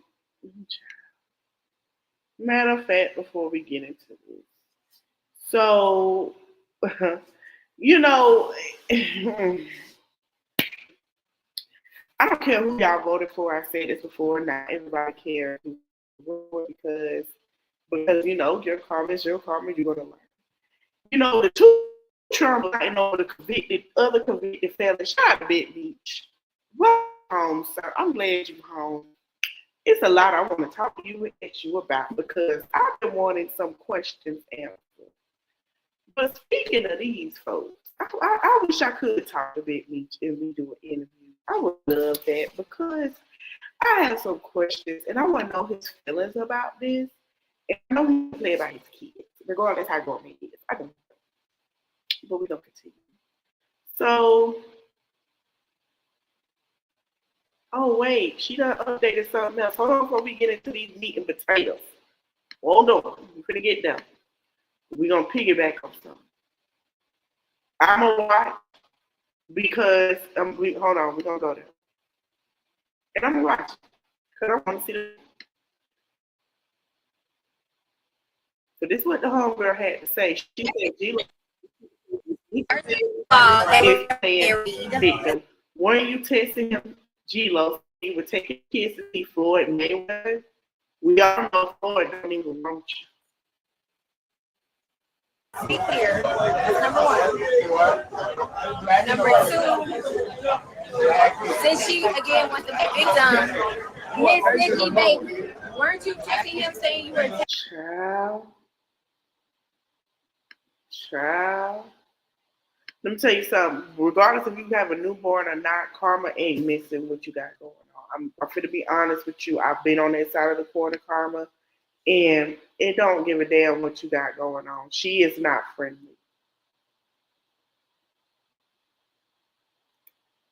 She is not friendly. Karma does not miss. And that's why I say for people to be careful what they do to others. Because at the end of the day, karma don't give a damn what you have going on. It don't. And they don't care at all. All right, so let's get into this. First and foremost, before we get into this tea about BMF situation, I want to give my condolences to Irv Gotti's family. Listen, I don't care what beef him and anyone had. Let me tell you something. Between we gonna put it out there. To be honest, G Unit and Murder Inc. They have shipped in DMX Rough Riders. They shift and we have to say bad boy. We can't lie. We can't lie. And Rockefeller, they shift the culture from 99 to 2000. They shift the culture to where it was a female singer or a female on the song with a whole bunch of men. It was first Jay-Z tried to peek that in. He did his thing with that. And then it was Bad Boy. They had their thing with Mary J, Faith Evans. You know what I'm saying? Then you had the guy rappers. You know. And then Rockefeller did their thing to where it was all rappers with a female rapper. Irv Gotti shift the culture so great to where you had a rival company with the same format. And one female rappers, but you had a female singer. He shift the culture. And when I first heard about his passing, I was hurt because a young girl who knew how the summer he made, when I say, baby, the summer was hot, the summer was hot. It was hot. It was hot because of Murder Inc. When he brought out Ashanti, Vita, Ja Rule, it was the hottest thing to have. Charlie Baltimore. This was the hottest formula ever. He helped pivot DMX with Switch Beats. He did all of that. So to see Ashanti say something was very sweet because they had it in on bad terms. And I know it's hurt for her. I send my prayers to her and the whole Murder Inc. family and the Rough Rider family because he was part of the Rough Rider family. He was part of the Rough Rider family. He was part of it. He was. Even though him and 50 Cent had their beef and he said what he said, I'm not going to show it. A lot of people was upset about that because, you know what I'm saying? Like, that wasn't cool at all. And Ashanti has her new show with Nelly, who is another drummer, which he probably regretted now, and which I don't understand because he has a fertile company with Ashanti that helps women get pregnant. Very interesting. I will be watching her show, The Hames, with Nelly. I'm still going to support Ashanti because even though she is married to Nelly, she is her own woman. And I do want to see that beautiful baby. I want to see that beautiful baby. I want to see that beautiful baby. Now, going into this, I'm very, very, I want to tell you what pissed me off with this situation. And I'm going to keep it a buck. These two mofos, you know, it's funny, 50 Cent ain't said nothing when it was Nelly, Soulja Boy, and Rick Ross up there shooking and driving for his homeboy who he endorsed Trump. But the moment this man shook it and drive, got Rick Ross to shook and drive for him because he says he's Big Meech.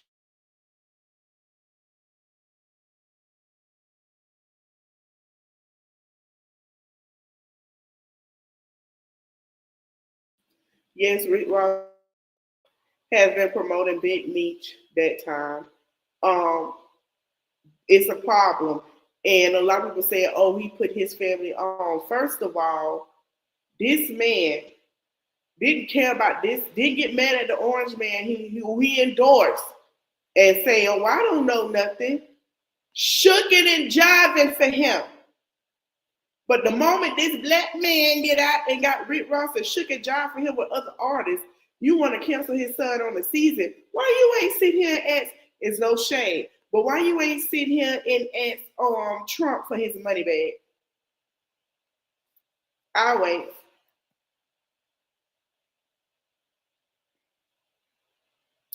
Why you didn't ask for it back? Now you're doing shit like this. And this man is paying you dust. But you was talking to an informant to tell his story.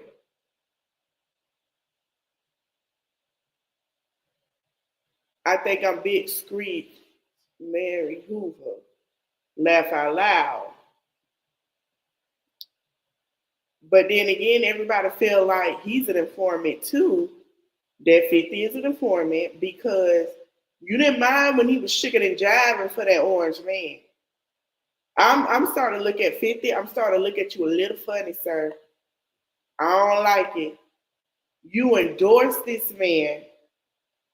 You endorse this man presidential at the last minute. And you got mad. You didn't get mad at Rick Ross. You didn't tell him about Rick Ross.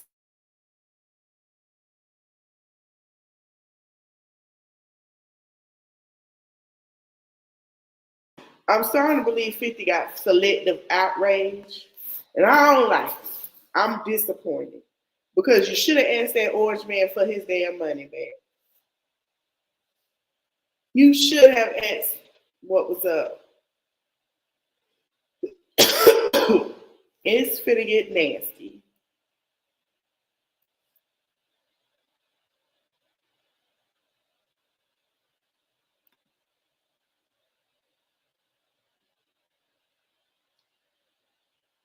You should know better. 50, first of all, you wrong because you should have got in Trump's face when he sat here and said he wanted Rick Ross to perform for him. You were wrong. You can't call nobody else wrong. You're wrong. The moment I'm baffled because Rick Ross went and shook and drive his ass, his big ass.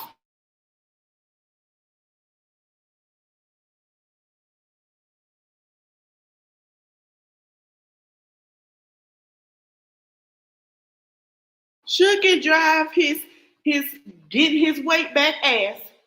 Okay, no shade. With that orange man that you endorsed and didn't say nothing. But the moment he on the fly in Miami and Big Meech got him shucking and driving for him to welcome home, this man now was a rat. I'll wait. And I'm going to tell you what I'm talking about. Hold on.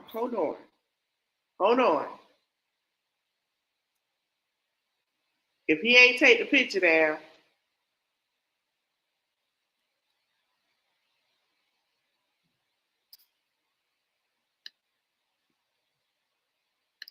and nobody is talking about this, yeah, I'm finna show you because it's some bullshit. I feel like it's selective outrage to me.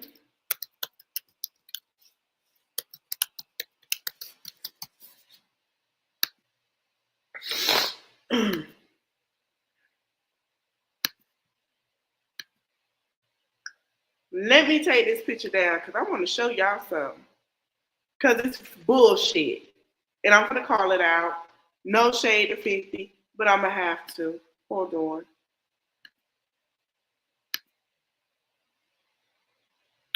Weren't you at the same thing? You didn't turn down no price to go perform for that man over that. You didn't go perform because he already asked. Huh? He had already asked Rick Ross to perform for him. You endorsed his campaign and you didn't mind Rick Ross shucking and jiving for this man. But the moment we got a flyer from Big Meech, oh, he a rat. Oh, he a 50, stop. Stop, baby. Stop. It's not looking too good. It's not looking too good, poo-poo. And the things he said about, I'm not even going to share what he said about Irv, which was disgusting. Now he took down the other stuff he said about Bent Meech. Oh, he's taking it down, and we're going to get into it. What's up, L? Tell 50 Prince just FaceTime me. He said Preemie's son don't speak for him or Preemie. His son ain't even spoke to Preemie in 57 years. He's doing a lot of BS on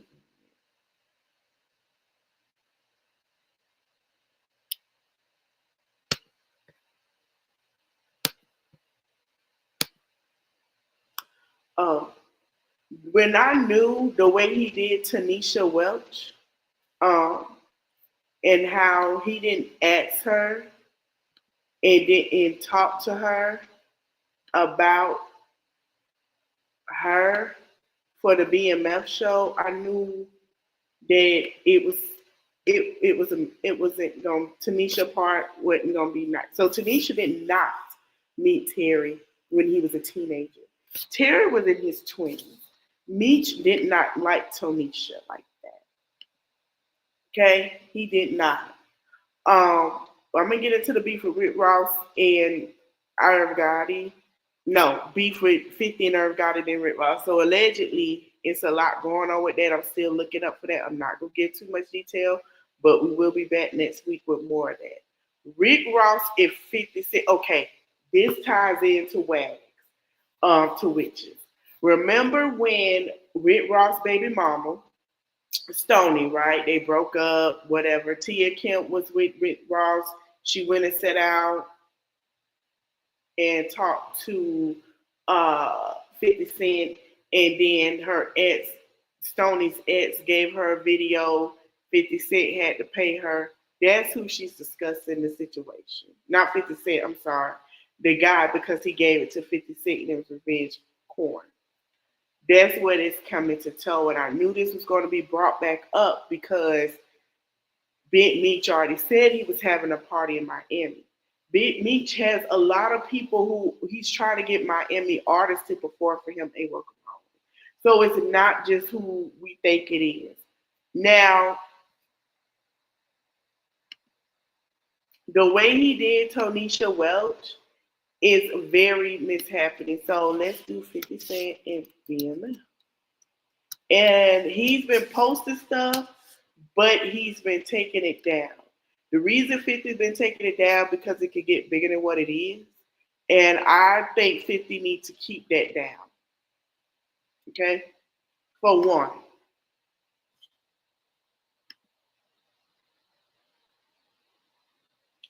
And I know it's late. Y'all watch the playback. That's fine.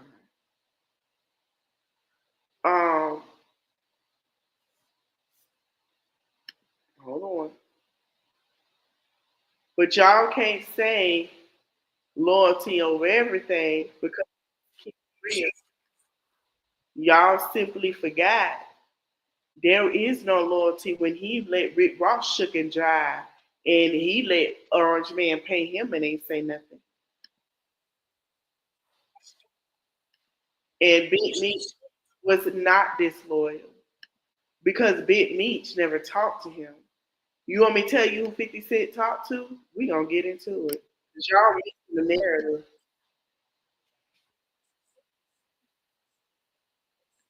But you got your son fired on his day off. And when you sit back and you analyze that, it's like, did you really think? Y'all want to know who 50 Cent talked to? He talked to the lady name is Tammy Connie or something like that, which is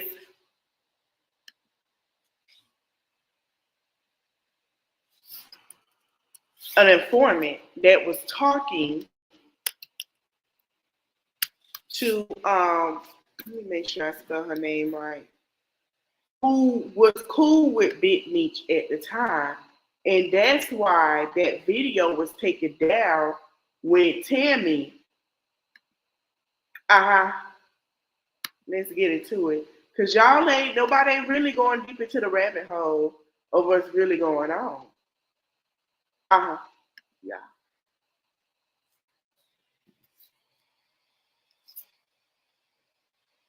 Okay. Rap 100 even said it. Let's listen to Wack.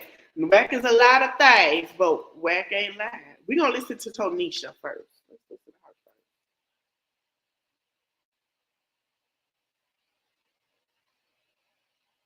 She is blazing.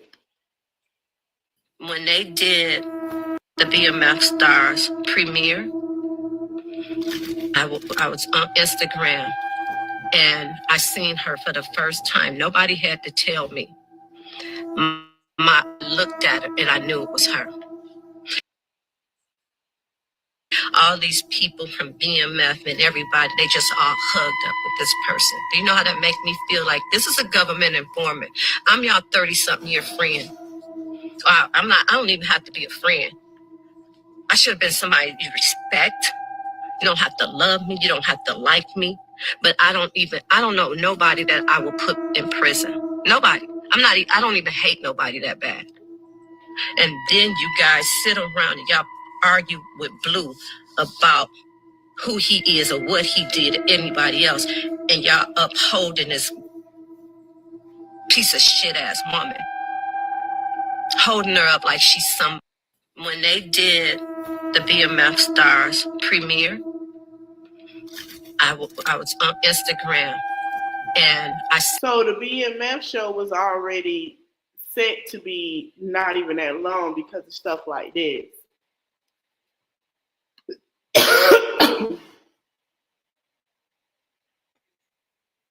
Bring him and Game back together, and 50 was allowing that to work, it was cool.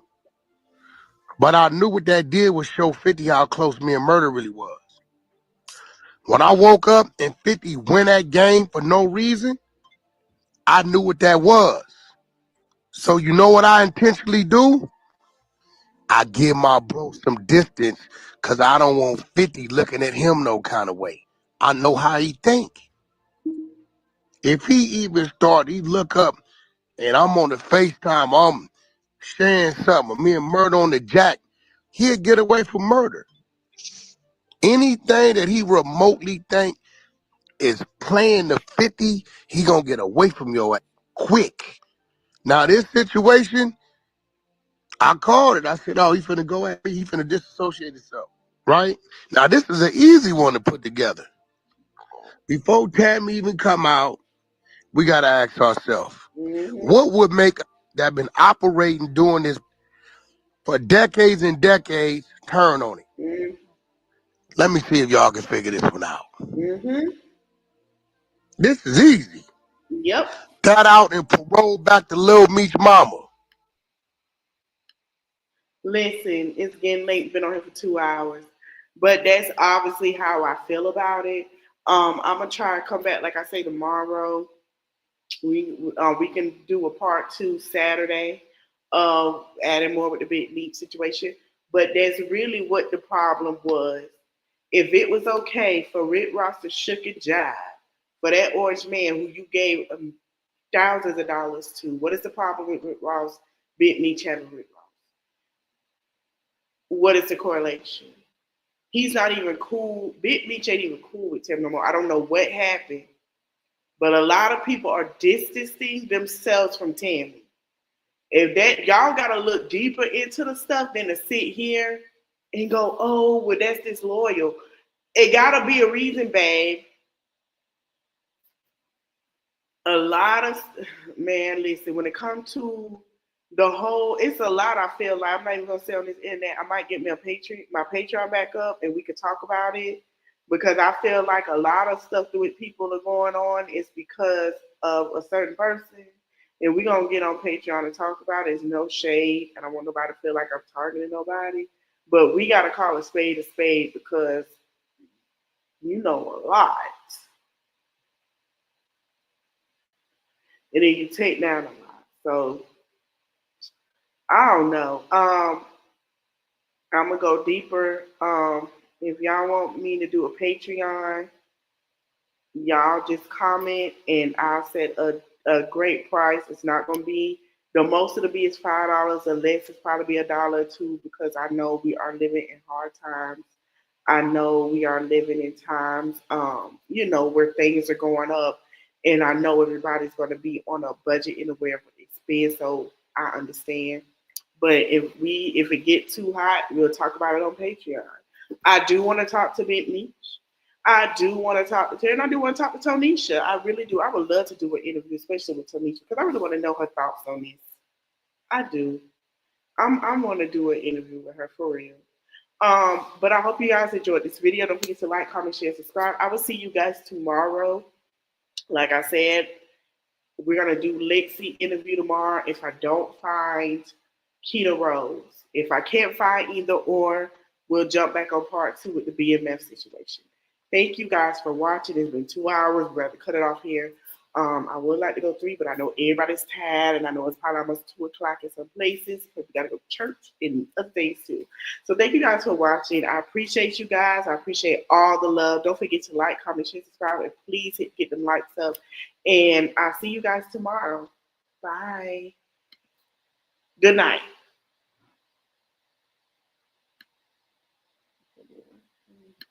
Go to the other one so we can get the music off.